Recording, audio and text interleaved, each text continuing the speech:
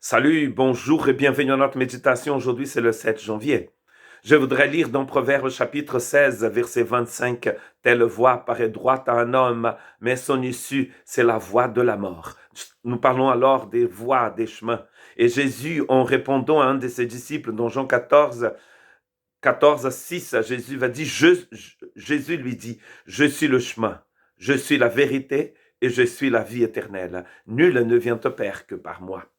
Ce je suis du Jean 14 fait partie de 7 je suis dans l'évangile de Jean qui commence dans le chapitre 6 et finit dans le chapitre 15 où Jésus dit je suis le cep. Et dans Jean 6, il dit je suis le pain qui est descendu du ciel. Et donc en fait, c'est surprenant parce que le disciple voudrait savoir comment, par où ils allaient devoir passer pour arriver là où ils devraient arriver. Et Jésus dit mais c'est par moi, je suis le chemin. Très intéressant. Jésus ne présente pas un dogme, une religion, il se présente lui-même. Moi, je crois que la grande difficulté que beaucoup trouvent avec le message de l'Évangile, c'est que le message de l'Évangile est centré à 100% sur Jésus. Comme dit Paul dans Romains chapitre 1, il dit que l'Évangile nous parle de Jésus. L'Évangile parle de Jésus, il est sur Jésus.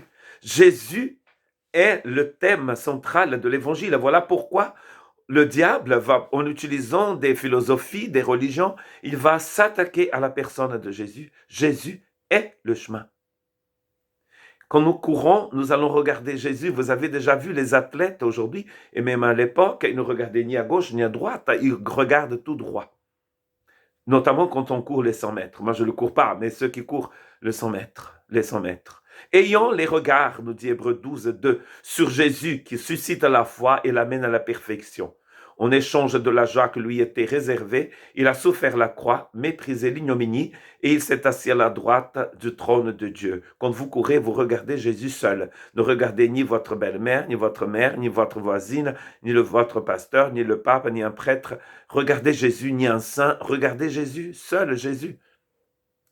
C'est lui qui suscite la foi, c'est-à-dire la foi va naître dans votre cœur par Jésus, mais c'est lui aussi qui va l'amener à la perfection. Voilà pourquoi nous devons regarder Jésus. Ah, mais le frère machin, ah, mais la sœur bidule, peut-être a fait des choses terribles, mais il ne faut pas regarder la sœur bidule. Mais qu'est-ce que vous faites à regarder la sœur bidule? La sœur bidule est exactement comme vous, monsieur, madame bidule, sont comme nous, tous des pécheurs. Et si nous sommes pardonnés, nous avons la vie éternelle. Mais nous regardons Jésus.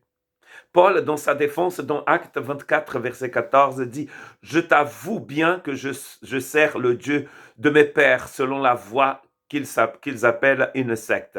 Croyons tout ce qui est écrit dans la loi et dans les prophètes. Je suis la voie, il dit. Dans notre version, il dit « Je suis le chemin ». Du verbe suivre, hein, bien sûr. Il disait, je suis en train de suivre le chemin, il faut suivre le chemin. Et le chemin, c'est Jésus. C'est personne d'autre. Jésus est très catégorique quand il dit, nul ne vient au Père que par moi. Cela veut dire que le seul à faire l'intercession entre Dieu et nous, c'est Jésus. C'est lui-même qui le dit.